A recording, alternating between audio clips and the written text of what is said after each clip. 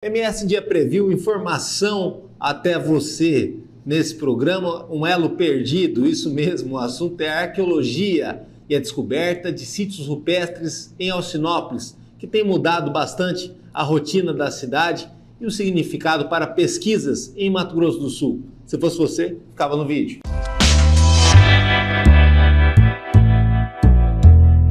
Sejam bem-vindas, muito obrigado, Laura, muito obrigado, Lia, para a gente falar de um assunto que eu não toquei ainda no programa, que é essa questão da arqueologia, que não é só a arqueologia, né? Como a gente olha nos filmes, tudo é um trabalho multidisciplinar, né? E que envolve também uma antropóloga junto, né? E toda uma pesquisa que às vezes, assim, de um ponto de partida de algo descoberto numa parede, numa caverna, ou achado em algum buraco, dali é feito todo um trabalho para a gente desvendar o passado, e o passado está sempre em movimento, né? É o que falam, né? E nessa história de passado sempre em movimento, um dos municípios mais novos do Mato Grosso do Sul é um dos que mais traz descobertas para a gente, assim, de coisas novas, para a gente entender o que era o Mato Grosso do Sul de milênios e milênios aí atrás. Sejam bem-vindas. Obrigada. Queria que a antropóloga começasse falando ali o que a gente descobriu em Alcinópolis e depois a gente fala como que foi essa descoberta, mas o que a gente descobriu ali. Lembrando que nas escolas a gente sabe que aqui tem os índios Terena, né, os Cadiuel, se eu não me engano, acho que os Guaranis também e tal, e tudo mais e nada mais. Então ninguém aprende muito, ninguém sabe muito da nossa história, do nosso passado. Mas aqui dá para saber um pouquinho mais da história das Américas, por exemplo, a partir do que foi visto em Alcinópolis? Com certeza, Danilo. Porque assim, nós temos aí um passado bem promissor, bem distante aqui em Mato Grosso do Sul, que chega, né, uma ocupação humana de 12.600 anos atrás. Ou seja, para que nosso público possa até refletir um pouquinho mais, é talvez de uma época que o Pantanal era mar. Não existiu essa história. Porque eu ouvi essa história do mar de Charaés, que aqui já foi mar, não teve nada disso. Não, na verdade, nós tivemos um mar, sim, quando os continentes estavam grudadinhos, digamos assim, na Pangeia. Milhões de anos. Não existia nem rastro de humanos, nem humanoides, nem, né? E ali na região entre Rio Verde e Rio Negro, nós tivemos ali, hoje a gente vê os vestígios de um mar do Devoniano, de 390 milhões de anos atrás. A gente encontra as conchas, os trilobitas, né? Toda essa fauna, esses iconofósseis que a gente fala, marinho, que remonta a essa época. Ou seja, Rio Verde já foi um lugar de praia. Já. Praia mesmo, igual Rio de Janeiro. Mar, salgado, sim. Que legal. Por quê? Mas em que circunstância que o mar chegava ali? Assim, a gente está mais ou menos a mais de 1.000 quilômetros da costa. Então, a posição da América, ela não era essa, né? Os continentes, eles eram grudados.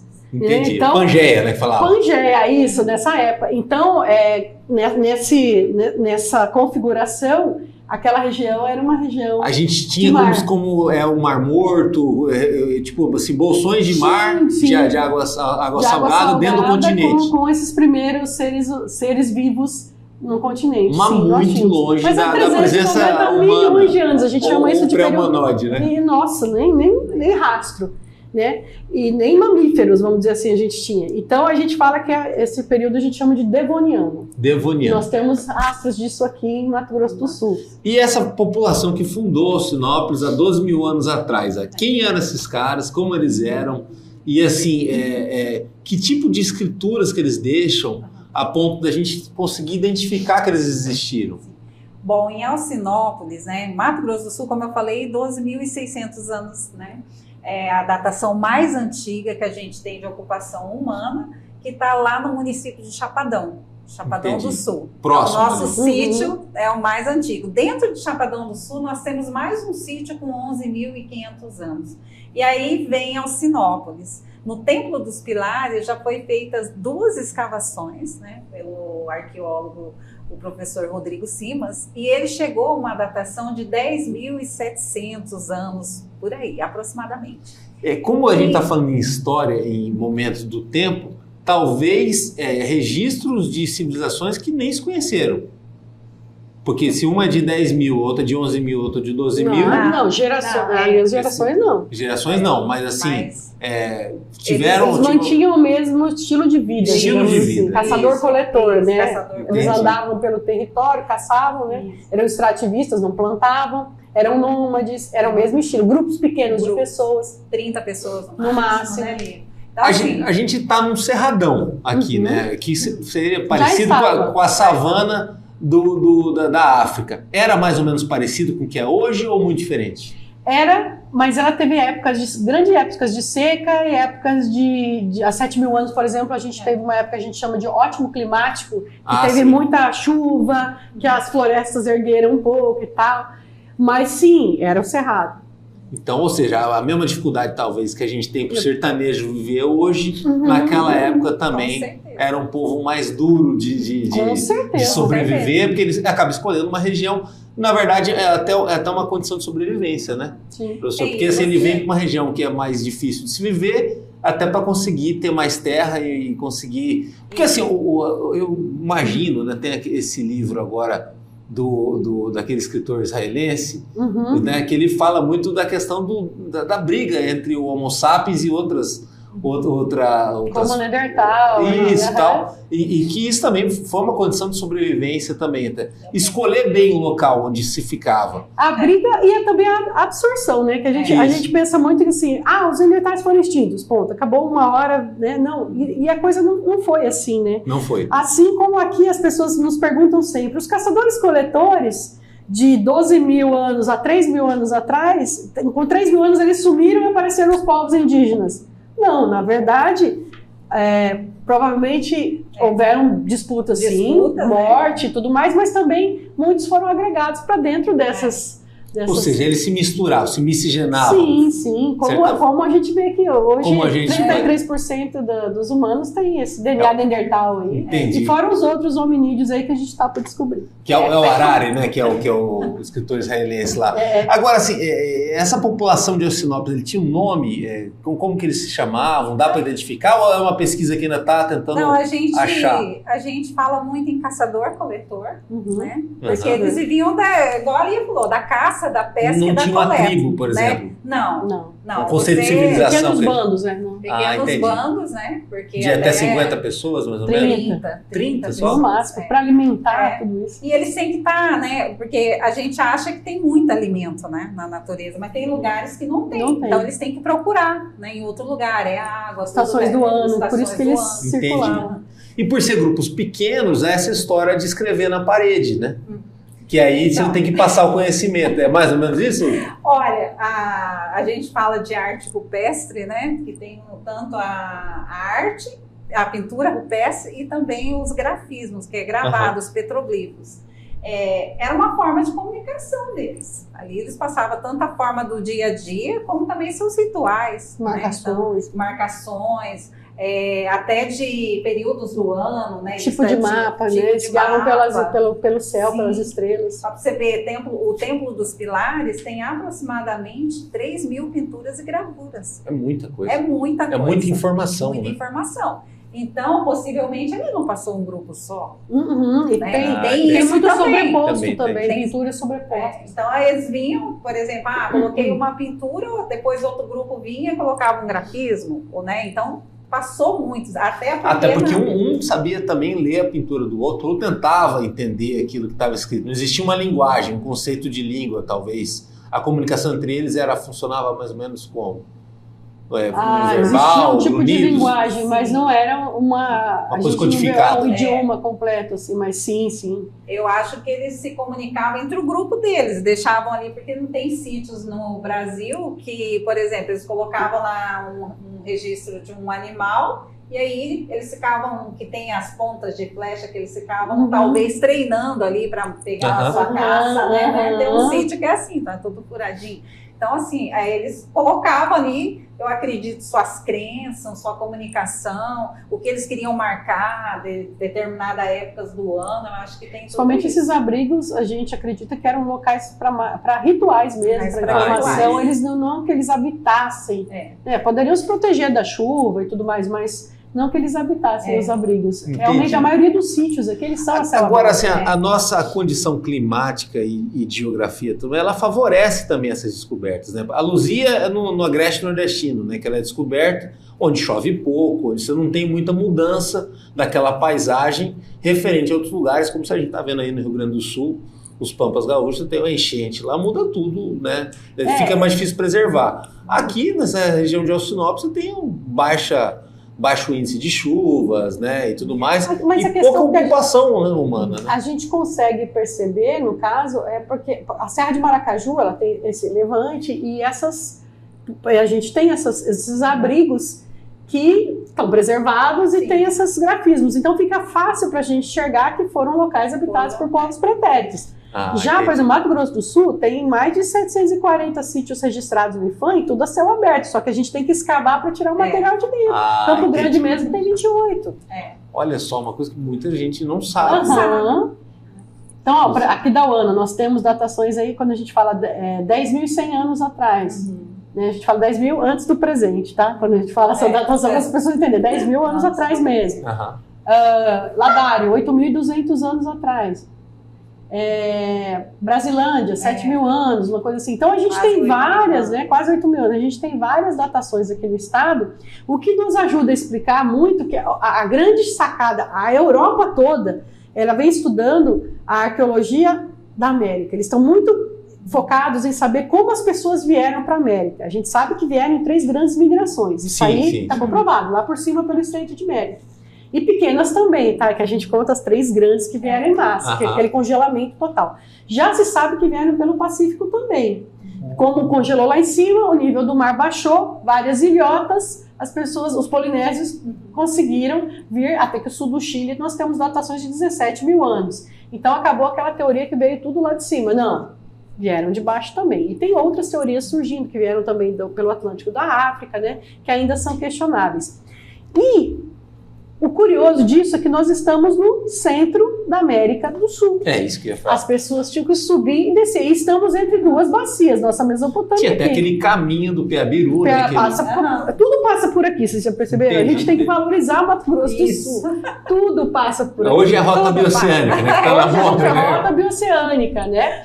A gente tem a trilha rupestre, a gente pode falar disso depois. A gente tem uma riqueza aqui, tanto arqueológica, paleontológica e geológica, que as pessoas não têm ideia. Mas assim, ao mesmo tempo, olha, é uma dúvida ignorante, mas talvez seja uma dúvida pertinente, né? E aí eu tenho que fazer também o papel do público em geral. Claro. E nesse ponto eu estou mais como público do que como entrevistador.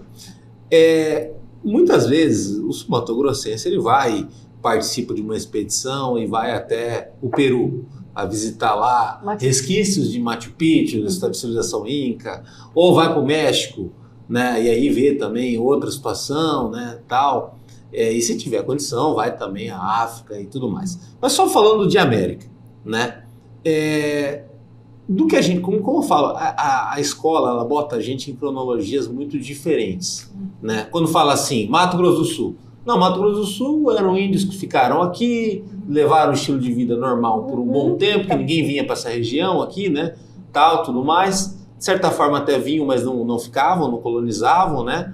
E aí você vê os índios daqui levando um estilo de vida muito selvagem, né?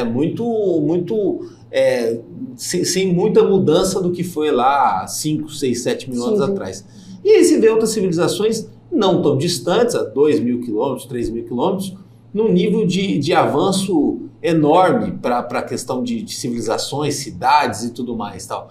Por que isso não aconteceu aqui nessa região, aqui, esse meio da América aqui, não teve situação como a gente tem no Peru, como a gente tem no México, como a gente tem... É interessante que a gente pensa assim, né?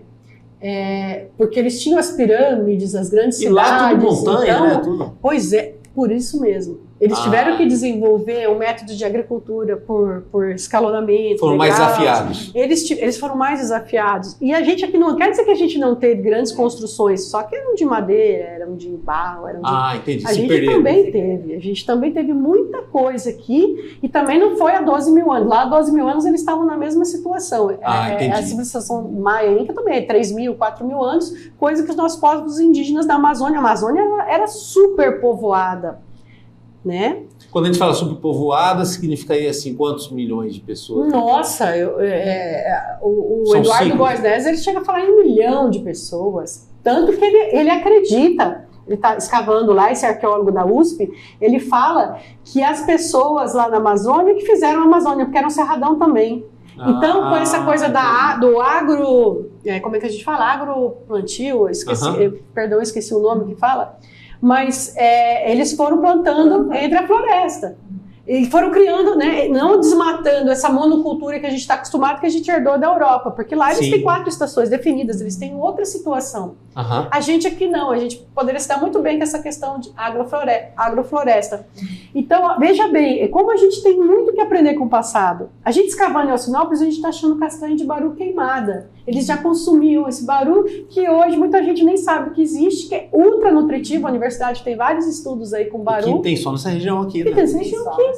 E a gente pode exportar isso e as pessoas podem cultivar, o pessoal no exterior quer o baru, já sabem das propriedades dele. Então a gente tem muito que aprender com esse passado. Né? O problema foi essa reformatada que foi a partir de 1500, né? 1400, que ali meio que decreta que para trás não teve nada. Não teve nada, era todo mundo né, bobinho, zerou o jogo, né? E a gente tem uma tendência a falar, por exemplo, a gente ouve muito isso, e lá no museu a gente vê muito assim, os povos indígenas aqui são menos, não tinha por exemplo, a cerâmica feita lá na Amazônia, né? Marajoara, com requintes. É uma confusão. Aqui são menos desenvolvidos. Mas ou, tem esse mito.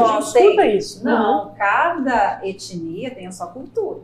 E nenhuma, não é porque a nossa, vamos colocar aqui a Guarani, não é porque a Guarani ela tem menos detalhes, menos pintura, que ela é menos desenvolvida.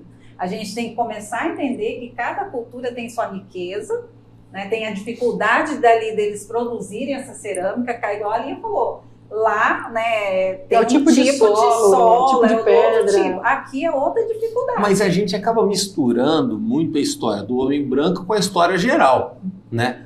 Por exemplo, o Mato Grosso do Sul surgiu em 77, né? De 77 para cá a gente tem 37 anos, né? E Alcinópolis não, 46, 46.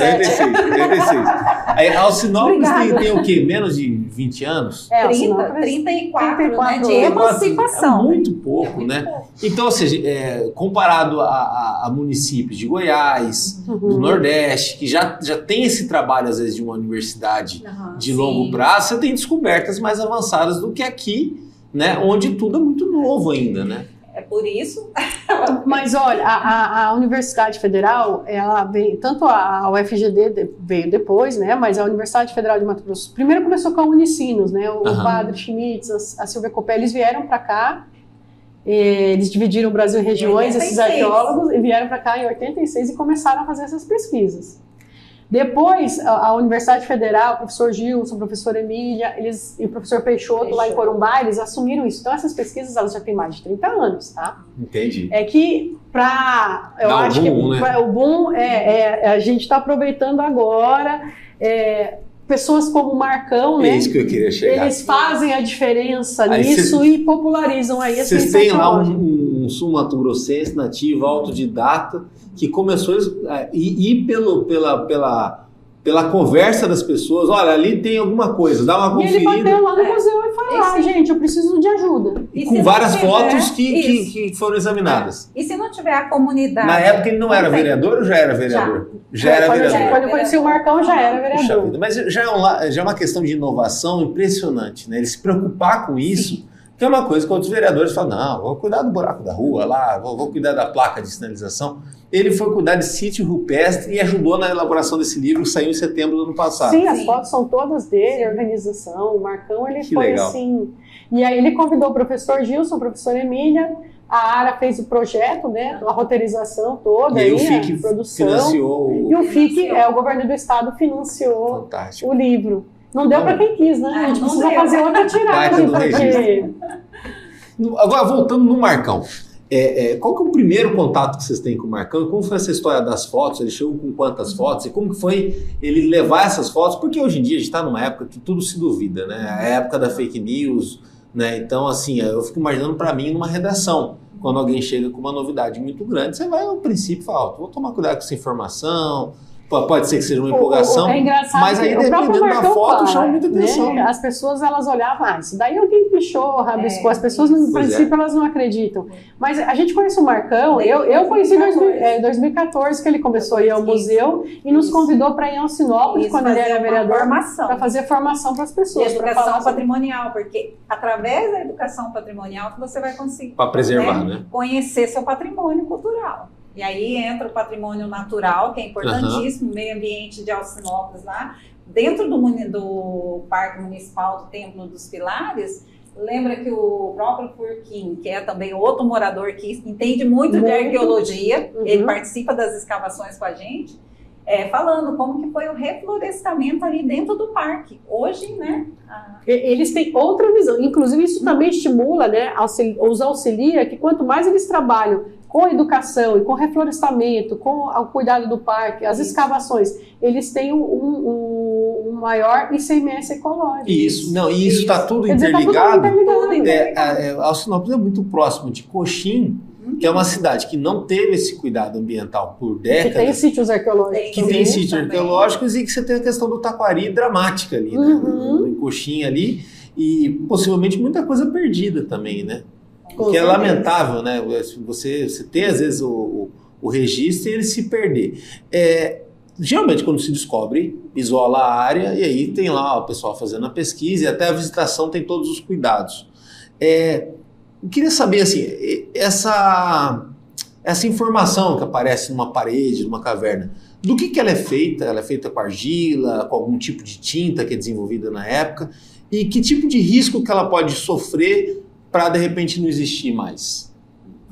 Além da umidade, né? Além do tempo. Bom, a gente, né, chama de pintura rupestre. Todos esses inscritos, né, essa comunicação, são feitos com óleos minerais, né, e vegetais também misturados, óleos graxos. Mas são próprios para a parede. Óxido de ferro, tudo retirado da natureza. Os próprios pedras, os minerais. Eles misturavam e ou seja, eles carvão. Faziam para que aquilo ficasse mesmo na parede. Sim, porque entendi. Você pode ver. Não era acidental. Não. 10 mil anos durar uma pintura dessa? Entendi. Agora, nós temos várias situações que depredam essa pintura. Primeiro é o homem, que a gente sabe de casos que eles chegam a implodir, eles implodem sítios. E, Danilo, uma coisa que é muito importante falar, a falta de... há uma desinformação muito grande sobre a arqueologia. Então, as pessoas não sabem como funciona, já deduzem. Tem medo de perder a propriedade. E é o maior, assim, acho que desafio, assim, de nós que trabalhamos com arqueologia, né, é passar essa informação certa. Quando você fala que é um patrimônio da União, por exemplo, aqui são todos sítios registrados, né, no IPHAN, que é o órgão fiscalizador, e ele passa a ser patrimônio da União, patrimônio nosso. Só que esse patrimônio, você tem sua terra lá, sua fazenda, e você descobriu uma beleza dessa. Aí você pede para um arqueólogo registrar, porque é o arqueólogo que registra. No IPHAN. No IPHAN. Aí o que vai acontecer com a sua propriedade? Você não vai perder, continua sua. Você só vai cuidar daquele espaço ali. Você não pode deixar, né, nenhuma... É como uma casa que é tombada. É preferível que você não desmate no entorno, porque criou-se um microclima que está favorecendo a preservação, né? E esse é um dos problemas. As pessoas não sabem, então há casos... a gente não fica sabendo dos sítios, tem muitas propriedades que tem, então o próprio proprietário não fala, aqueles que conhecem, eles falam. Segundo, que aí eles deixam marca, né, o homem vai lá, risca, igual o caso de Alcinópolis, já tem sítios que está cheio de rabisco ali. Já para invalidar. Tem as intempéries, dependendo se está muito ali entre sol, chuva, se não está na cobertura, então aquilo ali vai com o tempo. Para os cupinzeiros também, né? Cupim, abelha, né? Então são uma série de situações, né? Que, por isso que é bom, igual o Alcinópolis, que o Templo dos Pilares, que tem toda ali, eles fizeram uma passarela para você não pisar. E eles já fizeram até com o pessoal da Serra da Capivara, né? Para poder... como que fala, né? Restaurar. Tipo a restauração da pintura ali, tá? Né? Que tem uns líquens que às vezes, né, dá problema na pintura. Então eles, né, já fizeram isso. Mas a conscientização dali do poder público. E cada vez mais as pessoas estão indo visitar esses sítios em Alcinópolis, né? Você liga lá na Secretaria de Turismo e Meio Ambiente, reserva, eles levam você até lá de caminhonete, passeia, quer dizer, é uma coisa que o sul-mato-grossense tem que saber que ele tem essa opção. Tem que saber, e principalmente a comunidade. Eu fiz a minha dissertação de mestrado foi em Alcinópolis, só que eu fiz sobre educação patrimonial. E assim, quando você está na sua cidade, igual a gente aqui, quando fala de Alcinópolis, a gente se encanta. Mais de 10 mil anos, então as riquezas que tem ali de arte rupestre, então você se encanta. E eu, na minha visão, né, fui fazer o mestrado, achei que a população dali também tinha essa visão. E não tem. E aí eu me decepcionei na minha, né, quando eu fui no campo, que eu fiz mais com os professores. Por quê? 30 anos de emancipação. Aquelas pessoas, muitas vieram de estados vizinhos, vieram daqui, não tem uma identidade. Não tem uma identidade. Então, quando eu perguntei, né, que eu fiz um trabalho sobre patrimônio cultural, também arqueologia e patrimônio cultural, eles identificavam a festa da Marcolina, a festa do Santo Antônio. No último, quando identificava, era um sítio arqueológico. Né? Então, a própria comunidade ainda não se vê, né, com esse riquíssimo patrimônio que há muitos anos atrás. Então, ali, e aí o poder público, todos eles estão empenhados principalmente na educação patrimonial.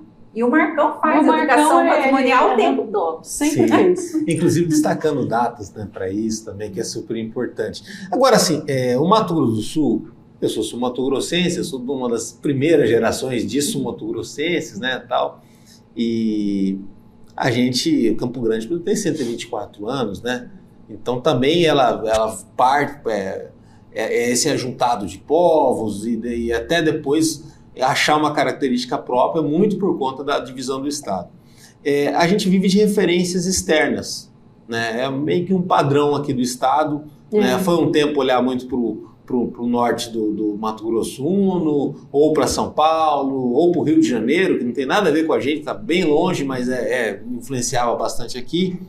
Tem algum lugar do Brasil que daria para essa galera de Alcinópolis, ou de Aquidauana, como você falou bem, ou de Bodoquena, né, que parece que tem também outros também locais aí para poder ser descobertos, né, pelo que falam. Ali a tendência são os paleontológicos, né, a megafauna. Nós temos a megafauna, gigantes, dente de sabre, sabe? Esses ali animais, também tem dente de sabre? Sim, Bodoquena, sim. É bonito. Bonito.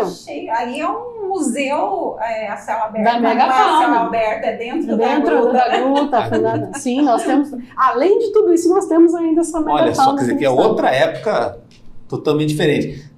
Talvez outros grandes centros ou outros lugares do Brasil seriam referências para a gente poder saber lidar melhor com isso aqui, que é algo tão diferente, tão peculiar?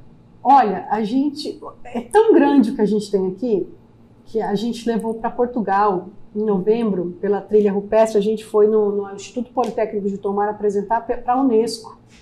E eles vão vir para cá, eles estão dando formação, eles vão vir em novembro. O Luiz Osterbeck da Unesco vai passar com a gente aqui 15 dias em janeiro, porque ele ficou deslumbrado. Ele equiparou o que a gente tem aqui com a Serra da Capivara. Olha só. Tá? Porque é raro você ter um conjunto de sítios. Na verdade, Alcinópolis, a gente conseguiu uns 40, 42, né, se eu não me engano. O Marcão está dizendo que tem mais, ele está indo atrás. Sim. Vai ter volume 2. É o caçador do elo perdido. É o nosso Indiana Jones. Indiana Jones. Só que, saindo de Campo Grande, Araguari, você já começa a ter esses sítios com grafismos rupestres, tá? Rio Negro, Rio Verde, Costa Rica, Chapadão, Anastácio, Paraíso das Águas. Você tem todo esse bolsão aí, essa Serra de Maracaju, com esses grafismos rupestres. Então a gente tem mais de 90 já com pintura. Então a gente já tem um potencial muito grande e esse potencial ele pode ser, sim, explorado para turismo, desde que, né, como estamos fazendo em Alcinópolis, uma coisa consciente, primeiro se cria o parque, depois as condições para as pessoas irem e depois a infraestrutura da cidade. Mas para isso a população tem que acordar e começar a produzir, né, objetos com... O Yellowstone, né? Vai fazer todo tem que ter todo o merchandising da coisa, tem né? que ter toda uma educação para que as pessoas se apropriem, se aproveitem disso e isso traga benefícios para a cidade. E é um turismo caro ou não? Seria fácil de implementar aqui? Não. A gente está com um grupo... Porque acaba fazendo parte do turismo ecológico, né? Agora a gente já está chamando, né, de turismo científico, né? Científico. Que é uma nova modalidade cultural, era cultural, mas tem agora científico, porque as pessoas não querem só ver, elas querem saber. Entendi. Então é turismo científico. Quando a gente está escavando, as pessoas vão lá olhar. Isso. É turismo científico. Entendi. Né? Que isso é bem comum já na Europa. E a gente tem toda a condição de fazer isso aqui. O que acontece? Falta infraestrutura nas cidades, né? Por exemplo, Rio Verde já dá para a gente colocar alguma coisa, a gente já, né, vem trabalhando. A gente tem um programa que chama Trilha Rupestre pela UFMS. Sim, que eu ganhei a canequinha. Que essa mãozinha, inclusive, ela é do Barro Branco lá de Alcinópolis e os Tuiuius são de Rio Negro, né? São de sítios aqui do Mato Grosso do Sul. Começou tudo com essa pegada aí dos sítios com arte rupestre. Depois a gente começou a ver que só a arqueologia estava assustando as pessoas também. Opa, vou perder minhas terras, vai acontecer alguma coisa aqui. Aí a geologia se chegou na gente. Peraí, a gente também tem dinossauro, a gente tem várias outras situações aqui que a gente pode, né? E a questão geológica que é única. Tem aquela história do dinossauro, tem o dinossaurinho lá. Ouvi dizer que Corguinho tem alguma coisa também. O negócio aqui, Corguinho tem tudo, não só disco voador, né? Disco voador, a arqueologia. A Corguinho tem sítios ótimos também, com pinturas brancas, né, Laura, e douradas, que são bem diferentes. Tem tudo em Corguinho. Eu falo, gente, você quer alguma coisa, vai em Corguinho. É um lugar que tem um potencial enorme também. Aliás, toda essa Serra de Maracaju, além das belezas, né, que você vê o Pantanal de um lado e o Cerrado do outro, é único, né? A gente tem potencial para vários geoparques aqui também, segundo o que o pessoal da Mas e falou aí, com a para gente. quando a gente consegue explorar melhor isso economicamente e fazer esse mix? Claro que é um estado novo, ele está em transformação, né? A gente mas assim, começou... olhando o Mato Grosso do Sul para daqui a 15, 20 anos, a gente já consegue ver ele diferente? Eu sou de uma geração que eu lembro com muito orgulho quando lá em 94 meio que teve a descoberta de Bonito. Começaram a falar... Você viu que é bonito hoje, mundialmente. Até 94, o Brad Pitt teve aqui. Bonito ganha de Fernando Noronha como o melhor destino de ecoturismo do Brasil. Você vê que é possível. Isso. E aí, dali para frente, vamos fazer um vulto no tempo. 2004 já estava no Festival de Inverno. Já tinha o Festival de Inverno e não estava lá. Nós temos várias programações Bonito, né? Sim. Fora que é turismo o ano todo. Eu vejo... É possível, claro, e nesse projeto que a gente tem, aí a gente foi chamando vários professores, pesquisadores da universidade. E não só da universidade, né? De várias outras. Tem o Triângulo Mineiro, tem Federal Santa Maria. Das parcerias. Sim. Federal Santa Maria, Unirio. Ou seja, todo mundo fica vindo para cá, porque o negócio é grande. E a gente trabalha com esses pesquisadores, mais 49 de dentro da UFMS, agora a gente trabalha com alimentos, turismo, botânica, a gente juntou todo mundo que pesquisava nessa região. Nós vamos levar para essas cidades o que a universidade está produzindo.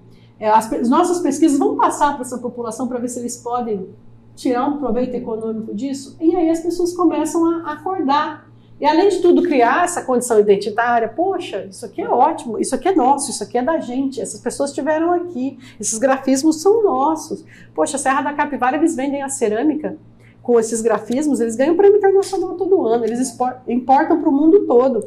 A gente tem os grafismos, a gente tem polo ceramista aqui em Rio Verde, por que não aproveitar isso? Outra coisa também é a evasão. Sim. Né? Porque você vê, os municípios vai estar ficando a população mais velha. Sim. Com isso daqui, a população ganha. Porque aí você monta lá, né, um artesanato, uma loja, o filho já fica para mantendo. Movimenta a economia da cidade de outra forma. Rio Negro, por exemplo, né, que foi o garimpo durante muito tempo. Né? Agora, assim, a ciência ela nunca teve tão sob perigo como agora. Talvez em outras épocas também era meio complicado, ia para fogueira e tudo mais, né? Mas assim, depois de um bom tempo, né, a ciência voltou a ficar correndo um certo risco. Pela mesma questão, que é o conhecimento restritivo, né? Com conhecimento restritivo fica mais fácil dominar as pessoas. A igreja teve esse papel aí cruel, né? De deixar tudo num conhecimento restritivo, até porque as pessoas confundem muito, né? Tem gente que acha que humano e dinossauro conviveu, mistura tudo, embola tudo, e aí tem aquela questão do conhecimento da Bíblia, né? Também e tal. Vamos falar até de terraplanismo aí, que foi... se mistura tudo e acaba... Voltou agora, de repente. Que volta uma coisa dessas, né? Falar de civilização de 12 mil anos atrás, da Terra antes do homem e de outras questões, é abrir a cabeça das pessoas. Sim, né? para elas entenderem o caminho. E mudar a forma delas enxergarem até o planeta. A única forma que eu consigo ver agora é com relação aos menorzinhos, né? As crianças e tal. Esse trabalho de base, como que está sendo feito hoje em dia? O Museu de Arqueologia, a exposição foi inaugurada em 2008. Que fica aqui em Campo Grande, que fica ali na Fernando Corrêa. Na Fernando Corrêa, no primeiro andar do prédio Memorial Apolônio de Carvalho, né? E ali a gente trabalha, o nosso principal público... Não é ali no Davi Cardoso, tem uma outra sala. Na outra sala, lá em cima no primeiro andar. Quem entra no Museu de acha o Davi Cardoso, o que é isso? Camisa. Quem é esse homem, né, Neandertal?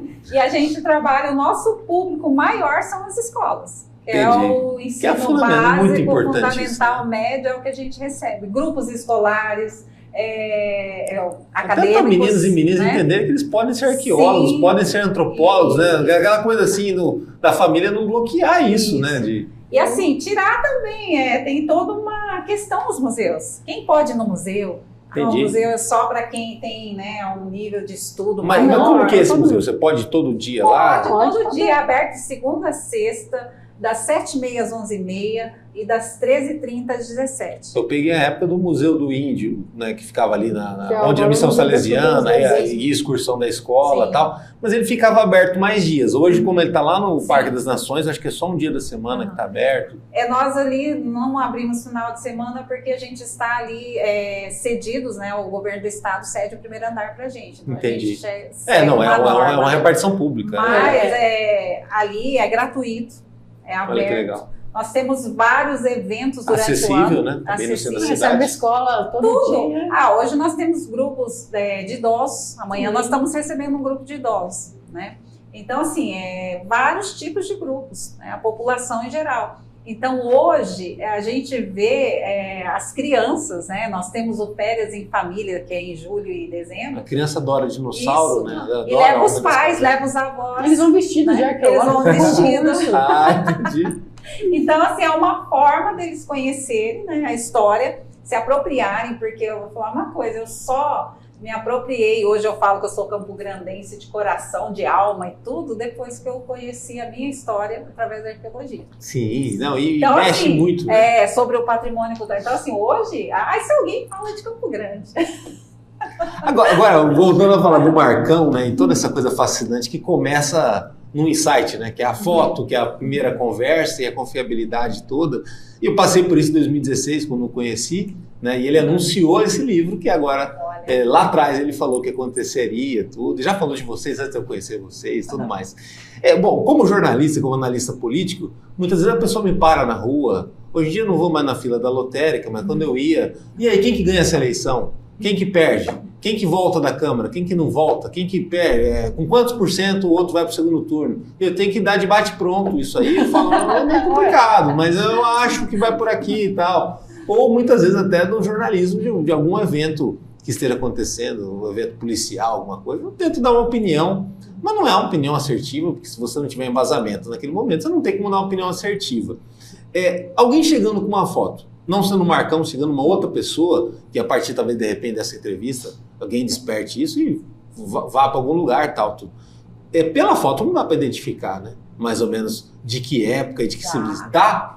Pelo tipo de desenho, é isso que eu ia perguntar? A gente consegue mas ver, né? são a gente traço. separa elas, os traços em caixinhas, né? Geométricos, São Francisco, Nordeste, que são cenas, tradição Nordeste, são aquelas cenas, né? Então a gente já bate o olho mais ou menos, bom, isso aqui tá me parecendo uma tradição geométrica, está parecendo a tradição Nordeste. Vamos ver de mais ou menos que época é isso. A gente consegue ter uma ideia. Mas aconteceu já das pessoas ligarem. Você pode vir na nossa fazenda? A gente fala em médico, né? Então, foi muito interessante. Um médico, ele tinha uma propriedade ali em Figueirão e ele falou para um rapaz que foi no museu. Falou assim, olha, eu tenho essas fotos aqui, eu tenho certeza que é alguma coisa diferente, eu já vi alguma coisa de arqueologia. Aí esse colega meu foi no museu e falou, Laura, olha essas fotos aqui, ele queria muito que vocês fossem lá. Falei, não, isso aqui tinha pezinho, que assim, tem imagens que são mais difíceis de ser encontradas. Aí a gente foi, né, Lia, juntamos uma equipe, fomos lá. Lindo, magnífico o sítio. Mas aí só chegando lá perto, com o utensílio certo, tocando lá no... Não, a gente já sabia que era. Aí você consegue saber de quantos anos, ou não? Não, aí você tem que fazer a datação, né? A datação da pintura, a gente está até na De quanto tempo demora uma datação, mais ou menos? 30 dias. A gente manda para... Hoje a gente manda para amanhã, né? Custa $500. Esse é o único problema da ciência. Coisa para pesquisar a gente não tem recurso. Entendi. A gente está conseguindo fazer muita coisa, porque a Fundect, a gente submeteu o projeto na Fundect, da Trilha Rupestre, e a Fundect, o governo do estado, ele está nos patrocinando aí, vamos dizer assim. Aí de 30 dias pode vir a datação, que é fundamental. Calculada, e achamos uma descoberta. Sim. É meio que aquele gol com VAR, né? Você faz o gol, tem que esperar o VAR confirmar. Tem que esperar confirmar. Puxa vida, mas assim, e aí a pessoa também, de certa forma, acaba vibrando, né? Se ela tiver... A gente fica numa expectativa que... sim, né? A gente acha um ossinho, um negócio, a gente fica maluco, esperando os resultados. Carvão, né? Carvão, a gente adora encontrar carvão, que é o carvão que a gente data, na verdade, são as fogueiras. Né? Entendi. Ou seja, onde você achar alguma coisa de carvão, pode ter ali perto alguma outra descoberta. Mas essa descoberta da escavação também, ela é... de certa forma, até mais elaborada e até mais comemorada também quando ela acontece, que é mais difícil, não é?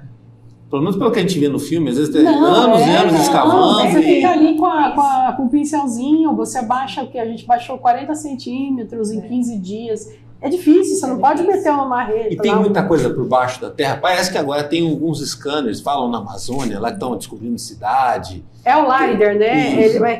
Para você ver, a Amazônia tinha cidades enormes. Tinha mesmo? Tinha. Mas assim, o duro que hoje em dia é tudo muito misturado. Né? Você tem a história das cidades enormes, das civilizações enormes, mas também aquela história do Rata-Matar. Aí já conversa, aí já vai para podcast, aí já inventa aqui. O pessoal tudo, aí já apela, né? Pega uma coisa que está ali e subverte. Né? Realmente, tiveram civilizações grandes. Mas aqui no Mato Grosso também tem muita coisa por baixo da terra, por exemplo. Tem muita coisa, muito material lítico que a gente fala, que é a pedra lascada e polida, muita cerâmica, também mostrando sobre esses povos indígenas. Por isso que a gente tem aí a terceira maior quantidade de etnias diferentes hoje no país, justamente porque povos diferentes vieram e ficaram aqui. Quer dizer, Mato Grosso do Sul ele vem desde os primórdios, essa terra de várias pessoas, de vários lugares. Ele é mais antigo do que se imagina. É muito mais. Essa característica nossa é mais antiga que pode pensar. Agora, o mundo, pelo que a gente percebe, está em constante mudança climática e é algo muito acelerado e mais movimentado agora por conta das nossas interferências e talvez por outras questões, mas que o clima mudou, né? E parece que é uma mudança irreversível, né? Com as suas consequências. Aí, a gente viu recentemente o que aconteceu no Rio Grande do Sul, mas em outras partes do mundo também. E aí fica essa guerra talvez perdida de alguns tentarem conscientizar a maioria de que precisa ter o cuidado do meio ambiente, você precisa ter noção de coletividade e tudo mais. O capital ainda se sobrepõe. Pois né? É o lucro. E ainda, principalmente assim, eu acho que para aquele que é mais pobre, fica mais difícil ainda, né? Você conseguir, porque ele fala, eu não tenho nem saneamento básico, eu tô ferrado aqui, que vou me preocupar com isso? Não tô nem aí para isso. Né? E aí eu até olhei outro dia uma entrevista com o Richard Rasmussen, né, que é aquele biólogo e tal, ele estava explicando que não tem como separar a questão de proteção ambiental do capital, que ele falou de uma fazenda lá que perde não sei quantas cabeças de gado por ano, mas ela tem muita cabeça de gado, então por isso o cara não mata a onça. Agora, quando o cara é um fazendeiro, tem 20 cabeças de gado, ele Ele perde vai matar 4, ele vai matar onça e tudo mais. A grande lição que a gente pode ter com esses povos mais antigos, e talvez isso possa até ter uma atenção maior nas próximas décadas, é a interatividade, a conexão com o meio ambiente. Sim. Porque eles ficaram muito mais tempos aqui no mais planeta do tempo. que a gente. Né? E foi embora por E outras sobreviveram coisas. em condições muito mais complicadas, e davam o seu jeito, né? Tinham sua tecnologia. É importante a gente falar disso, que eram pessoas como nós, tá? As pessoas imaginam que é o homem das cavernas, coisa meio abobada. Não, a gente está falando esperto, de homo inteligente. sapiens inteligentes, que faziam ferramentas, usavam o que tinham no entorno para poder sobreviver. E sim, a gente tem muito, é o que eu falei, a gente tem muito que aprender. Porque como eles se alimentavam, como eles agiam, e lógico, a gente não vai morar em caverna, né? Não é isso que Mas a gente o respeito à natureza, Mas né? o respeito, de entender essa... que o risco pode acontecer, né? Se ele interferir no meio A ambiente, no relação meio dele. deles com o meio ambiente. Com o meio ambiente. Então, a gente tem muito que aprender. É aquela coisa para sobreviver, né? Você come, você mata para comer, não é assim, né? Matar por matar. Tem várias relações, né, que as pessoas tinham com os povos antigos. Não que não tivesse pessoas más ou pessoas que fizessem também coisas, né, equivocadas. Isso é intrínseco do ser humano, a gente fala, né? Mas sim, que eles tinham uma relação mais harmoniosa com a natureza, sim. A gente é muito exploratório, né? Até da passagem de conhecimento também, né? Até na passagem. Até Eu acho que é o você grande ver. diferencial é esse, né? Inclusão, né? Fora que aquela coisa do respeito à natureza, né, que inclusive eles cultuavam muito, né, a gente vê muito as deusas mães, a gente fala, aí até em Sinópolis a gente tem a deusa mãe, né, a figura, o símbolo lá, que é a mulher dando à luz, né, que provavelmente eles não entendiam como era feita a concepção, então eles acreditavam que aquilo era um presente, né, então as deusas para eles eram mulheres, então eles tinham toda uma relação diferente. Né? Um culto à natureza mesmo, que a gente não percebe hoje nas pessoas. Parece que o planeta está aqui para nos servir, né? A sensação que eu tenho. A gente tem que tirar, sem dar nada em troca. Agora, é uma sorte enorme, talvez a guerra do Paraguai não ter tido maiores consequências, né? Porque isso também poderia ter atrapalhado tudo que vocês descobriram agora recentemente, se esse conflito tivesse agravado mais, né? Sorte que era um conflito também de 3 países contra um, e que durou o tempo que durou, porque poderia ter sido muito pior, né? Essa região toda ali que a gente está falando de Alcinópolis, ali era Paraguai antes? Ali ainda não, mais para cá. Não, mais para cá. Não, até Campo Grande era ou não? Um pouquinho antes? Não chegava a Campo Grande, um pouquinho antes. Mas era uma grande região, né? Do Mato Grosso do Sul, que era Paraguai. Sim. Mas isso que é legal, né? Hoje, logicamente, a guerra é uma coisa muito triste, mas depois, hoje, o Paraguai é um país irmão, digamos assim, sim. E eles têm muita... a gente está fazendo uma pesquisa com alguns alunos, eles têm muito grafismo rupestre semelhante ao nosso. Estão comprovando que as pessoas também vieram aí dos Andes, vieram aqui para o nosso estado Ou também. seja, era tudo uma coisa só e aqui era uma central. Não existia fronteira, né? Na verdade, hoje que a gente caminhava muito e a gente que estipulou. Essa história do caminhava quantos quilômetros por dia, mais ou menos? 20 a 30? Por baixo? Depende da necessidade. Eles ficavam acampados no tempo, mas caminhavam sim. Se acredita que o caçador-coletor ele fazia movimentos cíclicos, né? Por geração, assim, e uma geração ficava naqueles 400 quilômetros a vida toda. E depois ia ampliando, mudando até chegar. Por isso que a gente fala. E ele nunca voltava para o lugar que ele saiu. Ele voltava. Era assim que eles voltavam. Tanto que as marcas ficavam ali, tipo, a família da Bia passou aqui, sabe? A gente acredita isso ali. Vocês falaram aí que eram gente como a gente, de certa forma, até o José Antônio Pereira, que descobre Campo Grande, praticamente o mesmo movimento, né? Sim, sai de Minas, vem para cá, depois vai para lá, depois volta para cá. Né? A gente conheceu os descendentes do José Antônio Pereira, eles falavam que ele parou na estrada, eles plantavam, eles colhiam, depois eles retomavam, eles demoravam um ano para chegar aqui, não era uma coisa igual agora, né, que a gente pega o carro e vai. Agora, se isso perdurou durante milênios para o homem, seria uma forma hoje em dia da gente entender por que muitas pessoas não se encaixam no sistema? Porque hoje é uma coisa arbitrária, né, de todo mundo ter que estar dentro de um sistema, que é algo que vai ficar ainda pior com a evolução tecnológica, da inteligência artificial. Você tem muita gente que não vai se encaixar, né? Serão nômades urbanos, serão nômades rurais. Com certeza, e falando do Harari, né, você começou falando dele, ele no Sapiens, né, uma breve história de nós, uma coisa assim, ele começa falando da ansiedade, né? Eu acho muito interessante isso, que tem a ver com o que você falou. Que a gente, será que foi a agricultura, né, as plantas que nos domesticaram ou vice-versa, porque a gente acha que domesticou, mas depois que a gente começou a plantar, colher, proteger o que plantou e colheu, cuidar das pragas, cuidar para que outras pessoas e animais não roubassem, começou a surgir a ansiedade.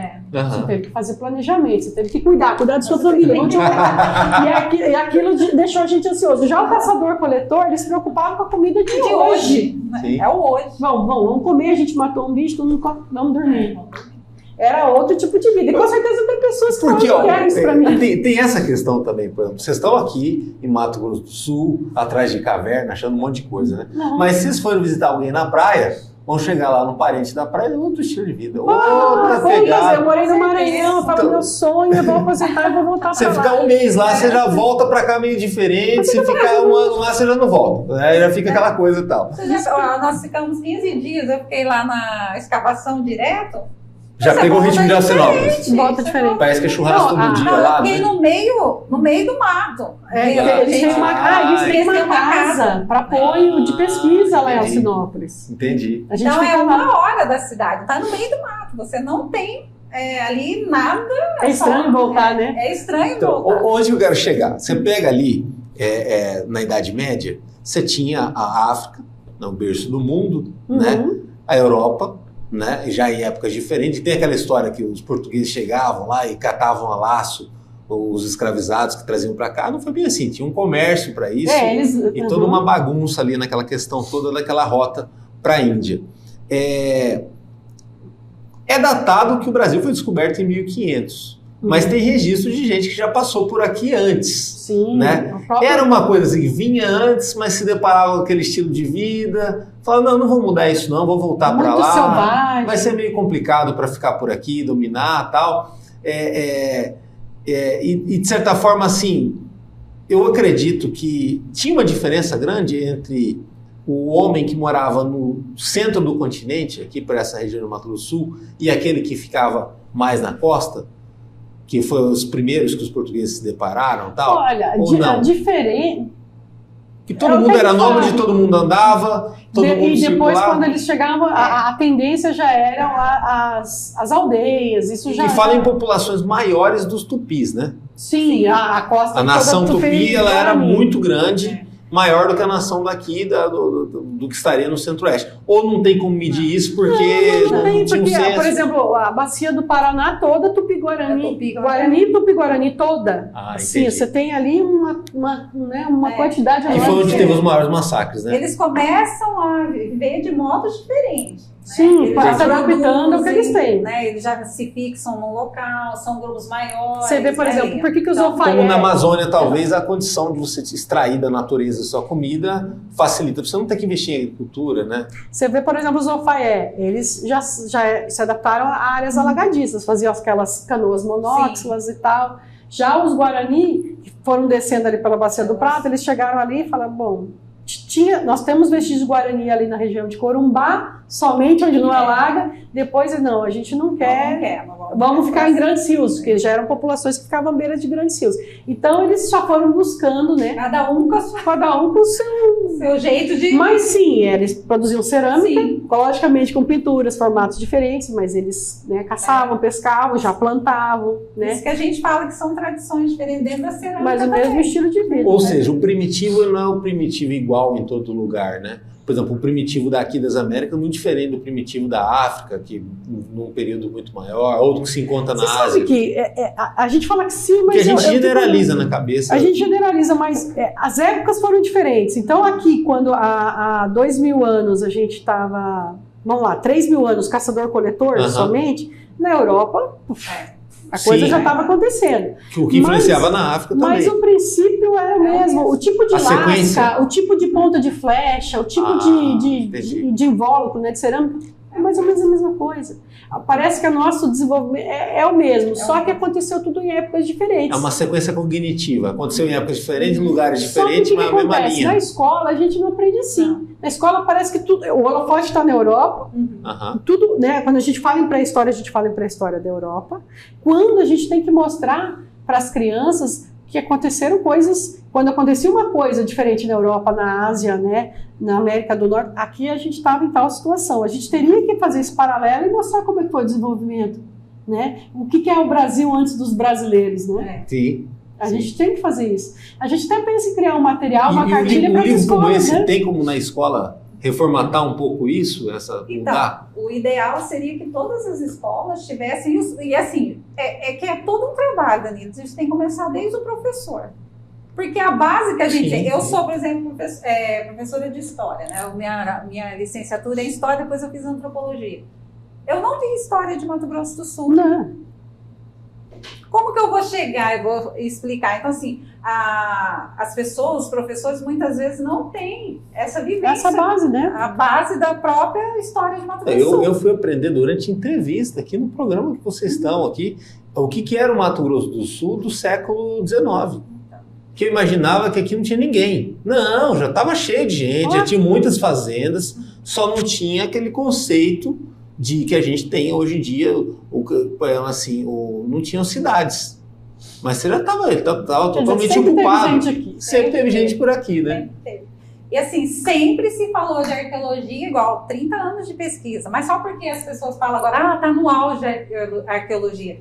Não é, porque até nossas ações, né, Lia? As ações de educação patrimonial, vai chegando numa escola, um vai falando pro outro, e assim vai. O museu recebendo pessoas, são aí sementes, né? O Marcão fazendo lá, né? Criando esse dia da arqueologia, aí todo ano a gente vai para lá da formação. Então, o próprio prefeito abraçou, né? O seu Dalmi abraçou a causa. Então... E tem até um tatu lá em Chapadão do Sul, que ajuda também um pouquinho, né? Porque o tatu escava lá, né? Meio mascote. Agora,